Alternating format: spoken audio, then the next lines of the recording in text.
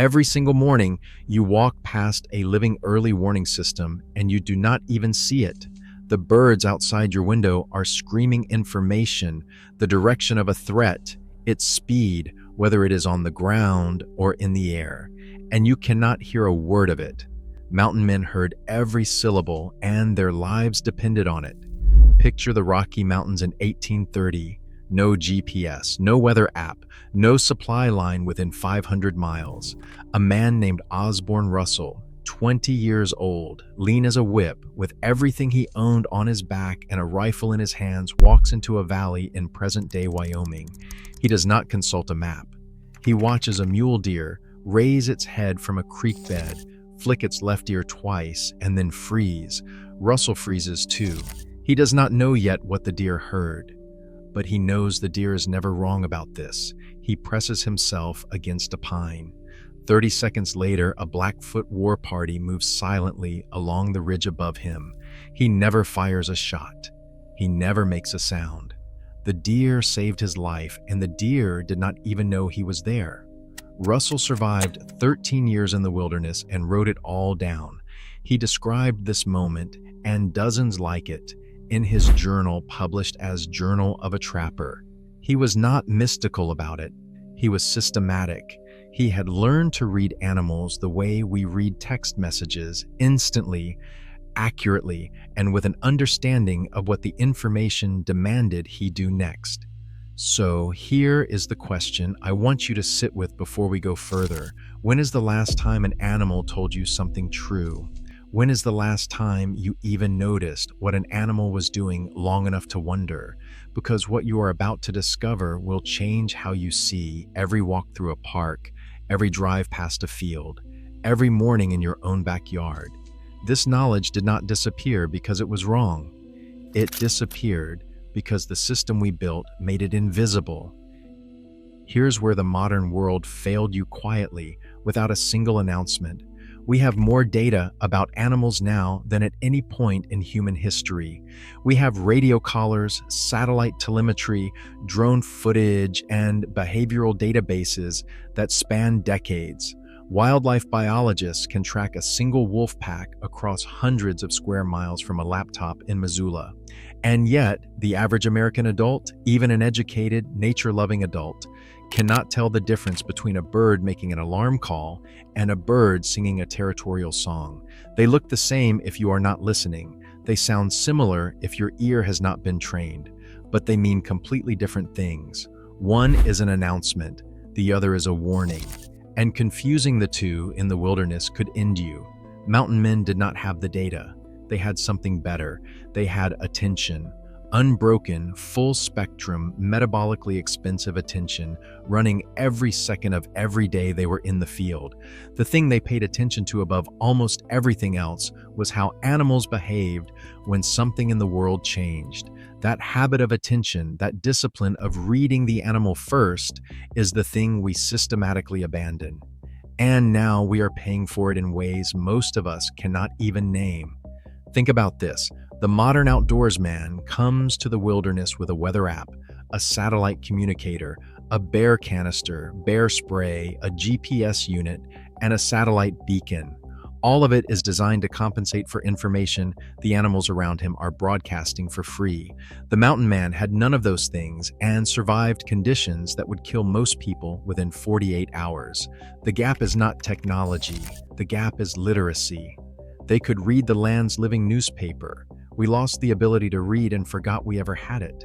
Here's where it gets remarkable, and this is the part the biology textbooks will confirm. Mountain men understood animal behavior in at least 5 distinct ways that we have since validated scientifically, then abandoned culturally. Let's go through each one.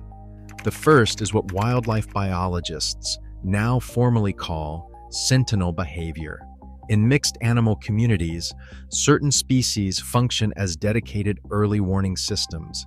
Their entire biological profile is calibrated for threat detection. Magpies, in particular, have exceptional lateral vision, extraordinary sensitivity to movement at distance, and a hair-trigger alarm response. When a magpie alarm calls, it is not being dramatic. It has detected something it cannot yet fully identify, and it is broadcasting that uncertainty to every creature within earshot. Elk respond to this before they even see the threat. Deer respond. Everything responds. Because evolution selected for responders, every animal that ignored the magpie and kept grazing tended to die. Mountain men like Kit Carson and Jim Bridger, both extensively documented in the memoirs and accounts of their contemporaries, were known to watch bird flocks before entering any new territory.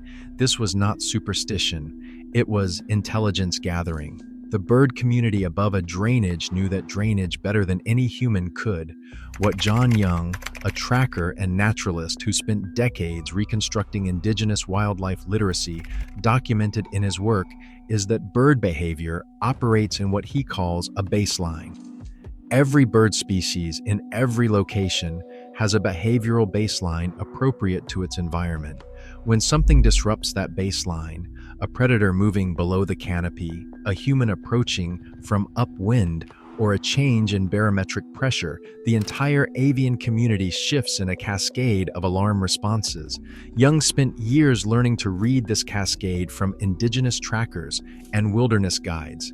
He wrote about it extensively in What the Robin Knows, published in 2012. Mountain men knew it empirically 200 years earlier. Here is where it gets even more specific. The alarm calls are directional. They tell you where the threat is. If a Steller's J alarm calls and every other songbird in the area goes silent and drops into the underbrush, there is an aerial predator, a hawk or an eagle, directly overhead.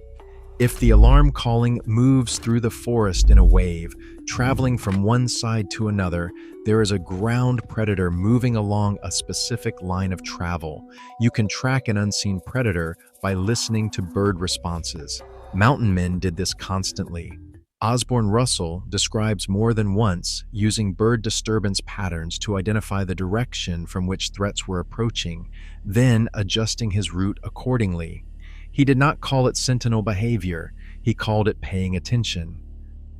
The second area is weather reading through animal behavior, and this one has been confirmed by researchers across multiple disciplines.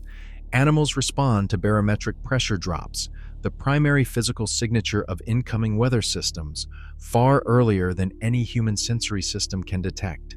Deer move aggressively before a storm front arrives, feeding heavily because instinct tells them weather windows are closing. Cattle and horses tend to group together and orient their backs toward the direction from which the storm will come. Birds fly lower and more erratically as pressure drops, because their middle ears are sensitive to pressure changes in ways human ears simply aren't. Insects, particularly flying insects, disappear before rain because their wings absorb moisture and flying becomes difficult. When the bugs vanish and the birds drop, and the deer start feeding like the world is ending, you have, in animal language, a weather forecast. Mountain men read this fluently. The documentation here is extensive. George Frederick Ruxton, a British officer and adventurer who traveled with American mountain men in the 1840s and wrote about the experience in life in the far west, described trappers making multi-day weather predictions based solely on an animal behavior. They were not guessing. They were reading instruments that had been calibrated by millions of years of evolution. The science caught up in the 20th century. Researchers studying animal behavior before severe weather events, including work following the 2004 Indian Ocean tsunami, where wildlife in Sri Lanka's Yala National Park moved to high ground hours before the wave arrived, confirmed that animals detect geophysical and meteorological shifts through a combination of infrasonic sensitivity, barometric sensitivity, and electromagnetic field sensitivity that human neurology simply does not possess at those thresholds. The mountain man did not need to understand the mechanism. He needed to recognize the behavior.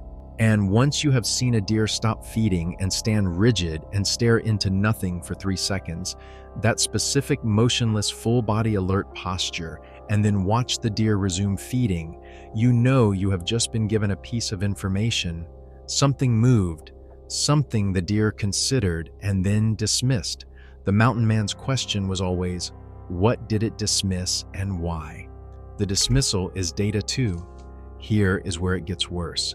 This is where the system's failure becomes clearest. The third area is water finding, and this one should frankly make you angry because we had it figured out and then we decided we did not need it anymore. In arid terrain like the Great Basin, the high desert, and the stretches of the Southwest that could kill a man in 2 days in summer, finding water was not optional. Mountain men learned from Shoshone and Ute guides a set of behavioral signatures that identified subsurface water. In dry country, game trails converge. They do not converge at random. They converge at water. If you find a place where 3 or more game trails intersect in otherwise open terrain, you follow the convergence. The animals know where the water is.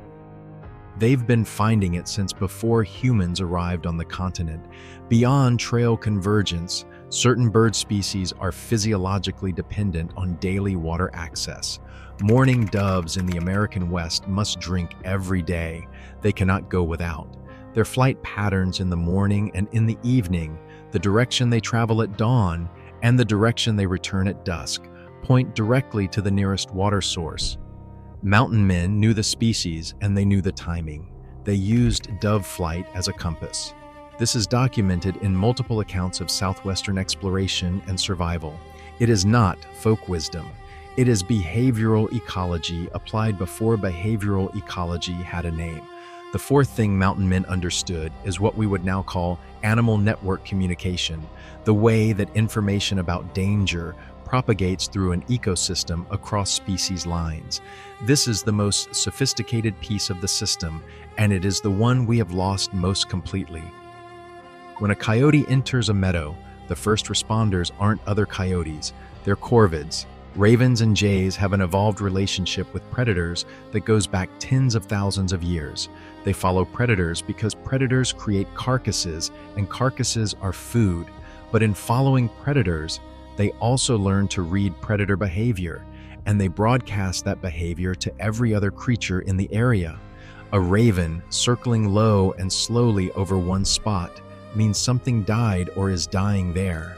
A raven moving fast and low in a specific direction means a predator is actively hunting in that direction. Mountain men used raven behavior to locate both game and danger, often at the same time, because both were often in the same place. Jim Bridger, who spent over 20 years in the Rockies and became perhaps the most celebrated of all mountain men, was documented by multiple contemporaries as having an almost preternatural ability to find game in country that seemed empty. His method, as described by those who traveled with him, was to read the sky before he read the ground. Where the birds clustered and moved, there was life. Where the birds went quiet and settled, something was wrong. Bridger was not mystical, he was fluent. The fifth area is the tracking of emotional state in animals, something so foreign to modern sensibility that it sounds invented, but it is not. Mountain men and the Native American guides who taught most of what mountain men knew understood that the same animal in different states of alertness moves differently, sounds differently, and smells differently. An elk that is calm leaves a track with a certain depth profile and gait pattern. An elk that has been spooked, that is moving with adrenaline in its system, leaves a track that tells you exactly that. The stride lengthens, the impact point at the toe deepens, the trail becomes directional and urgent instead of wandering. A tracker who can read the emotional state of an animal from its tracks knows not just where the animal went, but why it left. And why it left often tells you what was behind it. Tom Brown Jr. was trained from childhood by a Lipan Apache elder named Stalking Wolf. He spent decades documenting this system and teaching it to thousands of students at his tracker school in New Jersey. His foundational books, The Tracker and Tom Brown's Field Guide to Nature Observation and Tracking, are among the most thorough modern reconstructions of this indigenous knowledge base available in English. Brown's essential argument, which aligns perfectly with what the mountain men practiced empirically, is that tracking is not just following footprints. It is reading the emotional and physiological state of an animal from the impression it leaves in the world. Footprints are the last thing you look at. Before footprints, you read the environment, what disturbed, what did not disturb, what the birds did, where the wind went. Mountain men called it reading sign. Modern trackers call it awareness. The biology underlying it is identical. So why did we abandon it? The answer is three things working together, and none of them had anything to do with the knowledge being wrong. First, it is slow. This system requires hours of patient, unbroken attention. In an industrial economy where the workday is marked by a clock and productivity is measured in units per hour, sitting still watching birds for 2 hours before entering a valley is not a reimbursable activity. The mountain man had no clock, and his productivity was measured in survival. The incentive structure selected for attention. Our incentive structure selects against it. Second, it is not packageable. You cannot bottle the ability to read a deer's posture. You cannot sell a subscription to bird language. You cannot manufacture the capacity for sustained environmental attention and ship it in 2 days with free returns. The knowledge lives in a body that has practiced it and nowhere else. The industrial economy has no mechanism for profiting from that kind of knowledge, and so the industrial economy has no incentive to preserve or promote it. Third, and this is the one that stings, technology seemed to work. In the short term, GPS replaces trail reading. Weather radar replaces animal forecasting. Satellite imagery replaces horizon scanning. These are real tools that do real things, but they work on a different layer of information. They tell you what instruments can measure, not what the living world is saying. And the living world has been saying things that our instruments do not yet measure. The mountain men were operating on a bandwidth of environmental information that our technology has simply switched off. We did not lose the signal. We stopped tuning to the frequency. The hidden cost is this. We are now in ecosystems we do not understand, making decisions about land, water, and wildlife based on data that the animals around us have already processed more accurately than our models have.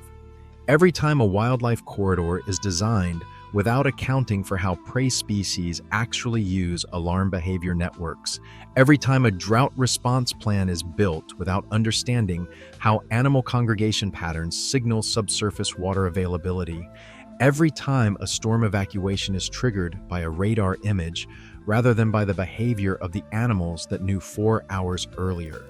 The gap between what the living world is telling us and what we are hearing is enormous, and it is getting wider. But here's what you can actually do about it. This isn't lost.